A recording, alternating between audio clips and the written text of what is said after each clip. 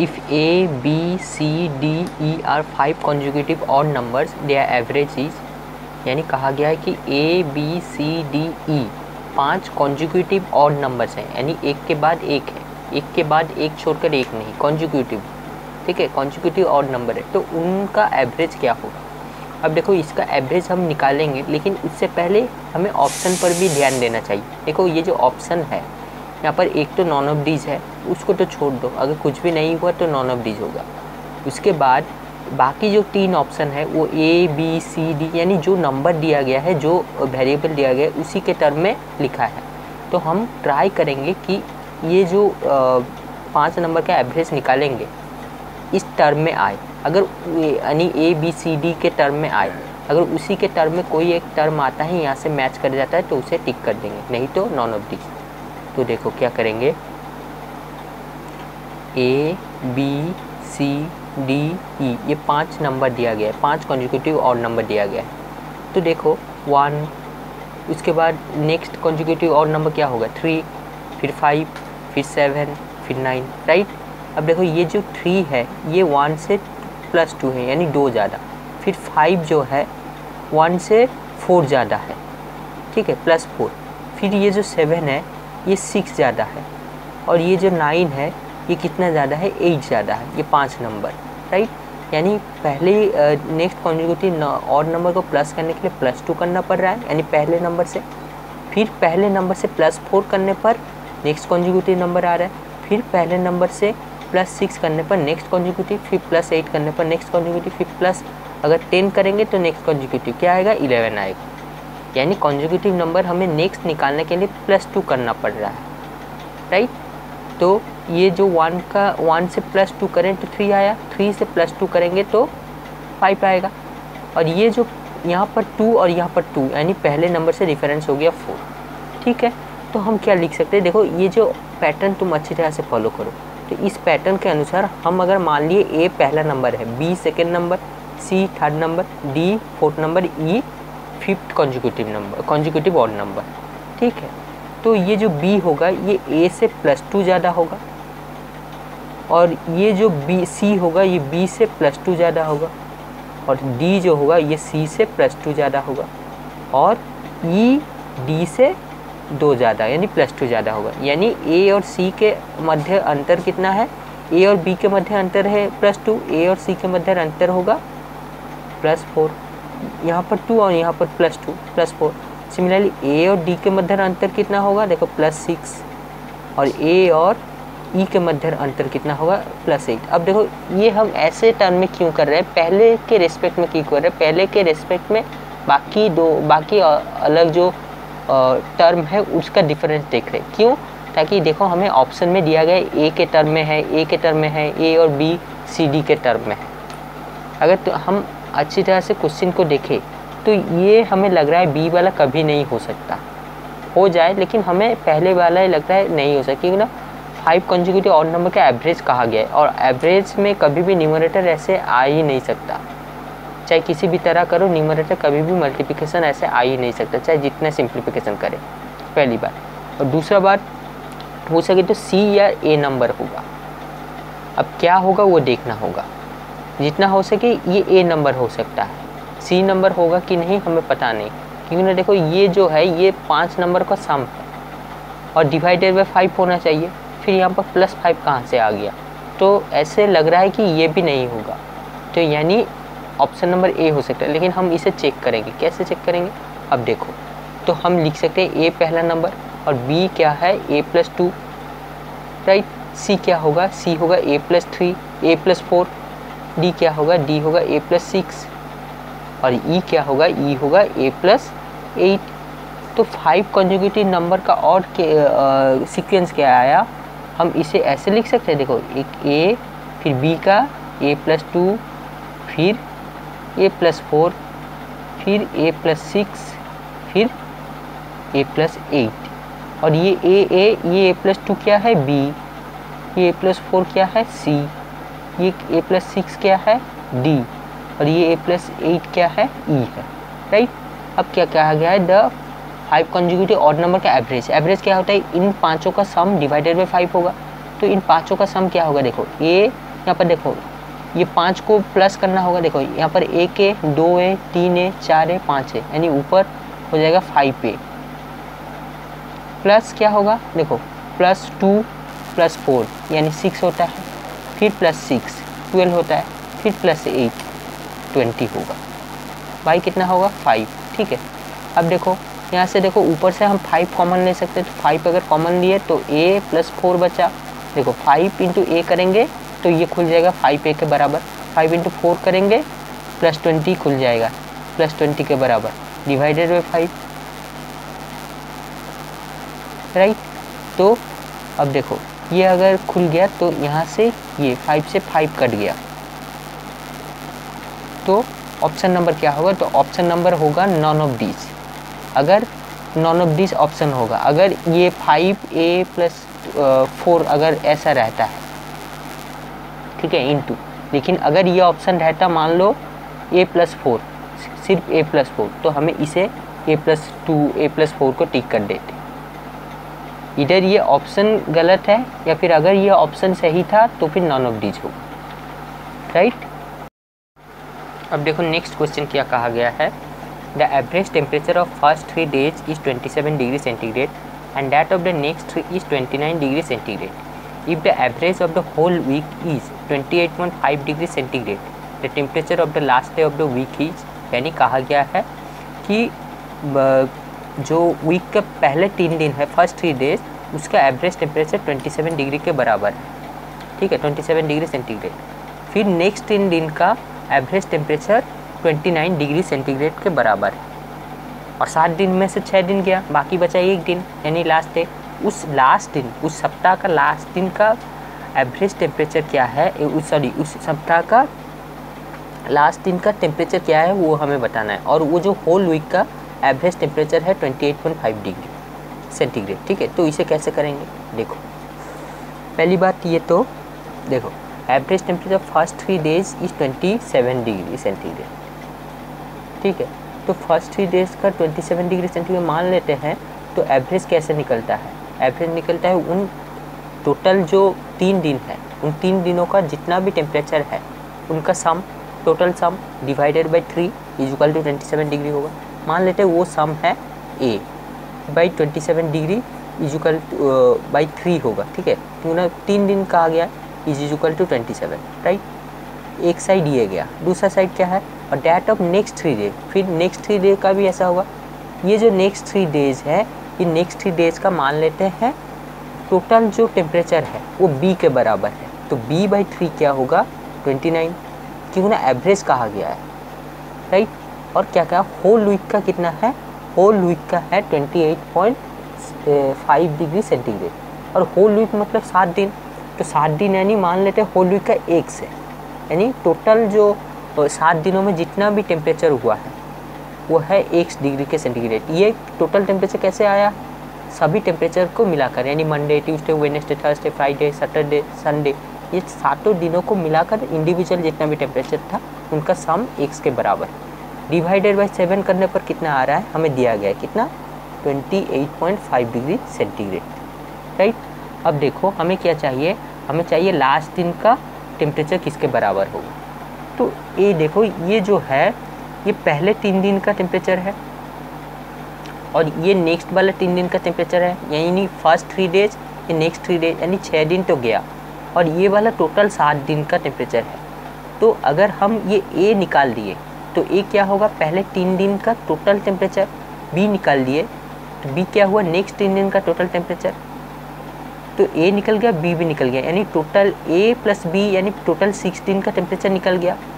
और यहाँ से अगर x निकाल लिए, x क्या है, टोटल 7 दिन का टेम्परेचर कितना था, तो ये टोटल 7 दिन का टेम्परेचर निकल गया, और यहाँ से टोटल 6 दिन का टेम्परेचर निकाल लिया, तो टोटल 7 दिन का टेम्परेचर माइनस टोटल 6 दिन का जो टेम्परेचर था अगर करेंगे तो जो टेम्परेचर आएगा वो 7 डे का आ जाएगा, तो वही हमारा आंसर होगा। तो वही करते हैं, देखो यहाँ पर a क्या होगा, ये होगा 27 इंटू 3 किसके बराबर होता है, ये 81, राइट। सिमिलरली यहाँ पर b क्या होगा, b होगा 29 इंटू 3, ये किसके बराबर होगा 87 के बराबर हो गया।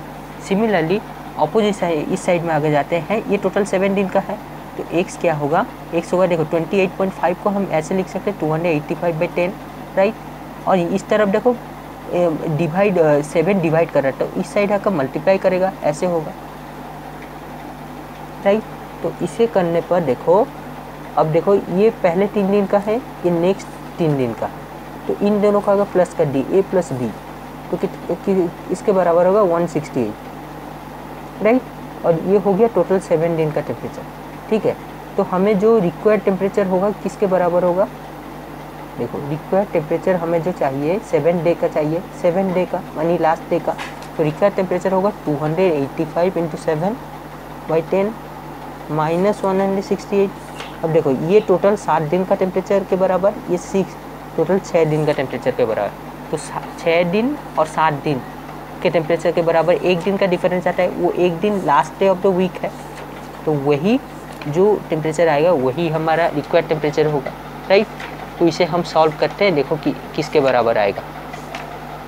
तो इसे सॉल्व करने पे क्या आता है, देखो 285 × 7, 7 5 × 35 और 3 है, 7 8 56 यानी 59 और 5 यानी 19, तो ये हुआ। तो यहाँ पर पॉइंट बैठेगा, तो यहाँ पर डिवाइडेड बाई 10 है, यानी पॉइंट एक अगर बैठा देंगे तो 199.5/168, राइट। तो ये वाला कितना आ रहा है 31.5, तो है, देखो option number C is correct, 31.5 degree centigrade. Next question देखो क्या कहा गया है, a man goes to a place at a rate of 4 km/h, he come back on a bicycle at 16 km/h, his average speed for the entire journey is, यानी एक मनुष्य था जो उसी रास्ते में पहले 4 km/h से गया, ठीक है, उस डिस्टेंस को कवर किया, फिर उस डिस्टेंस को बैक आया, कितने km/h से, बाइसाइकिल से आया 16 km/h से। तो उसका जो एंटायर जर्नी था वो कितने, उसका एवरेज स्पीड क्या है हमें बताना है। तो इसे करने से पहले हम पहले एक अच्छा सा कॉन्सेप्ट समझ लेते हैं।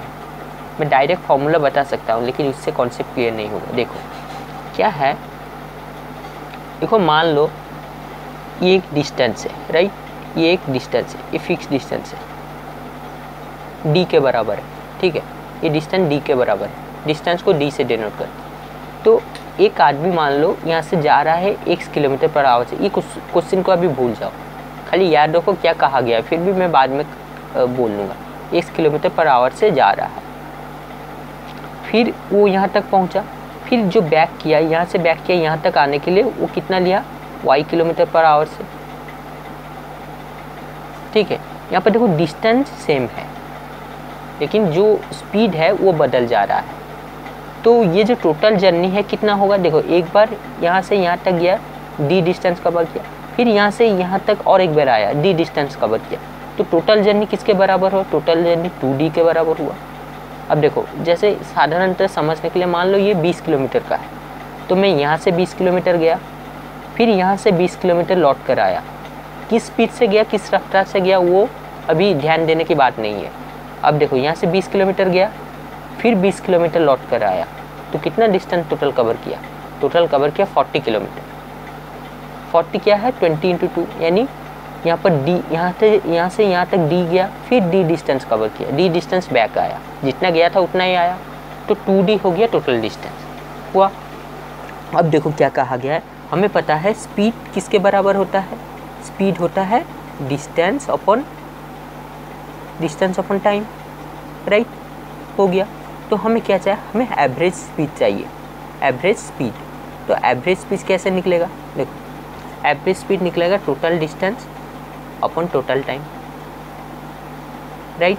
तो देखो तो टोटल डिस्टेंस क्या है, टोटल डिस्टेंस है 2d हुआ।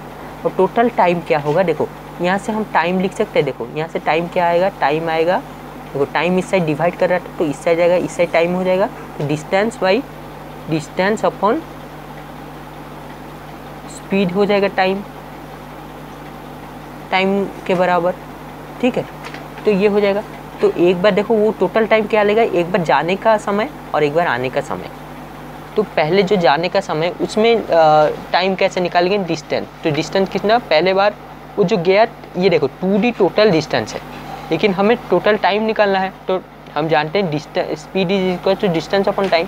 तो टाइम निकालने है तो देखो टाइम को इस साइड ले गए तो डिस्टेंस अपॉन टाइम हो जाएगा। तो पहले बार जाने का टाइम जो d है, ठीक है, पहले बार जाने का जो टाइम है उसको हम कैसे निकालेंगे, देखो d डिस्टेंस पहले बार गया, अब d से d बाई क्या होगा, d अपॉन स्पीड, स्पीड किससे गया, x किलोमीटर पर आवर, ये हो गया पहले बार जाने का टाइम। फिर बैक आया, तो बैक क्या आया, बैक वही डिस्टेंस आया d डिवाइडेड बाई कितना रफ्तार से, y।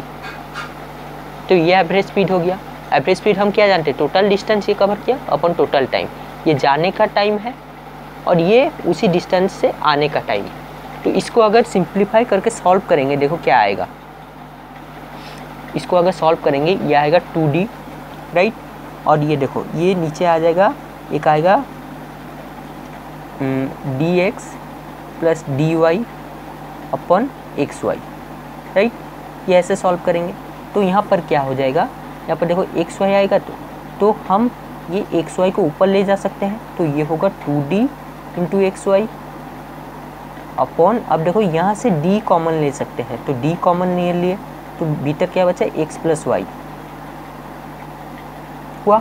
अब देखो d से d कट गया, तो हमारे पास क्या बचा, 2 इंटू एक्स वाई यानी 2xy upon x plus Y, और ये कुछ नहीं, ये देखो xy क्या है, वो रफ्तार है, यानी एक बार जाने का रफ्तार, एक बार आने का रफ्तार, और x प्लस वाई क्या है, नीचे जो न्यूमरेटर वही जाने और आने का रफ्तार। यानी जब डिस्टेंस सेम है तो हमारे एवरेज स्पीड क्या आ जाएगा, 2 into X Y by X plus Y. तो यहाँ पर देखो x क्या है, हियर x क्या है, ये देखो यहाँ पर देखो डिस्टेंस तो सेम है, तो हियर x क्या होगा, एक होगा 4 किलोमीटर पर आवर, ठीक है, और y क्या है, y है 16 किलोमीटर पर आवर। तो हमें क्या चाहिए, हमें एंटायर जर्नी का एवरेज स्पीड चाहिए। तो एवरेज स्पीड क्या होगा, वही जो फार्मूला चाहा वही फार्मूला हम बैठा देंगे। तो वही फार्मूला क्या था, 2 इंटू एक्स वाई, एक्स क्या है 4, वाई क्या है 16 अपॉन एक्स प्लस वाई, यानी 16 प्लस 4 हो गया, राइट।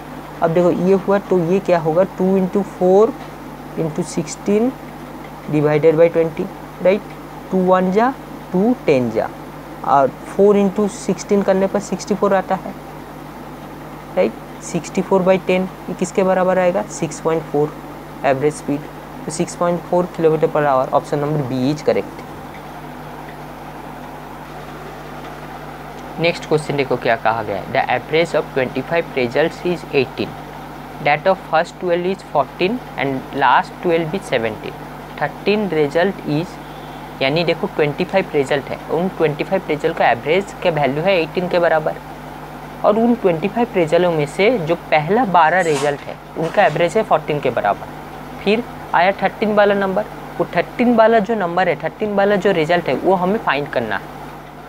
तो वो हमें फाइंड करना है, तो उसके बाद कितना बचा, उसके बाद 12 बचा, वो जो लास्ट 12 है उसका एवरेज किसका है, कितने के बराबर है, 17 के बराबर। तो वो हमें 13 रिजल्ट फाइंड करना है। कैसे करेंगे, ये देखो ईजी है, कैसे करेंगे, देखो एवरेज ऑफ 25 रिजल्ट, एवरेज क्या होता है, टोटल जितना भी रिजल्ट दिया है उन टोटल इंडिविजुअल रिजल्ट का सम डिवाइडेड बाय जितना number of quantity of result is equal to वो एवरेज होता है। तो हम 25 रिजल्ट का एवरेज निकालेंगे, हम मान लेते हैं वो जो 25 रिजल्ट का टोटल जो सम आया, यानी टोटल इंडिविजुअल रिजल्ट का जो सम आया 25 रिजल्ट का, वो x के बराबर है। तो x upon 25 is equal to 18। तो x का वैल्यू कितना आया, x का वैल्यू आया 25 इंटू 18, और x क्या है, x वो सम ऑफ ऑल रिजल्ट है, सम ऑफ ऑल वो 25 रिजल्ट है, ठीक है। पहले 25 गया, अब क्या बचा, फर्स्ट 12, तो फर्स्ट 12 का 14, ये भी उसी तरह कर लेंगे। इसको मान लेते हैं फर्स्ट 12 का जो इंडिविजुअल रिजल्ट है उन सबका सम करने पर आता है y। तो y अपॉन 12 ये किसके बराबर है, ये है 14 के बराबर। तो यहाँ से y का वैल्यू क्या निकला, ये निकला 14 इंटू 12। अब देखो यहाँ पर मैं लिख देता हूँ, ये देखो ये है ऑल रिजल्ट का सम, ऑल रिजल्ट का सम, और ये है फर्स्ट 12 रिजल्ट का सम, फर्स्ट 12 रिजल्ट का सम, राइट। और लास्ट 12 रिजल्ट हमें क्या कहा गया, देखो लास्ट 12 का एवरेज कितना, किसके बराबर, 17। तो लास्ट 12 का सम हम मान लेते हैं m,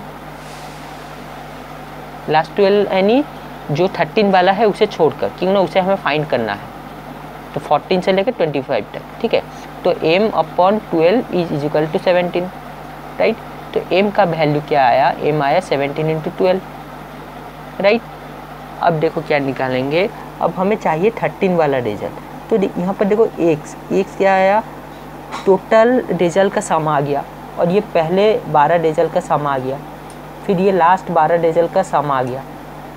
अगर इन दोनों को हम सम ऐड कर देंगे तो 24 रिजल्ट का सम आ जाता है, ये 25 रिजल्ट का सम आ जाता है। अगर 25 रिजल्ट का सम और 24 रिजल्ट का सम माइनस कर दिए, 25 यानी 25 रिजल्ट का सम माइनस 24 रिजल्ट का सम, तो जो रिजल्ट आएगा वो एक रिजल्ट होगा, और वो एक रिजल्ट जिसे हम इंक्लूड नहीं किए वो कौन सा रिजल्ट है, 13 रिजल्ट, और वही हमें चाहिए, तो निकाल देंगे। तो क्या होगा, x minus Y plus M, right.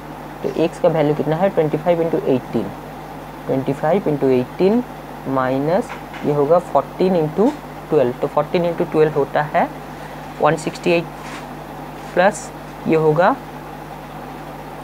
204, ठीक है। अब इसे सॉल्व करेंगे, देखो आंसर कितना आता है, ये आएगा आप 450, और ये आएगा 160, 360, 368, 372, राइट। अब देखो इसको अगर माइनस करेंगे ये आता है 78, तो option number C is correct. तो 13 वाला रिजल्ट क्या है, 78।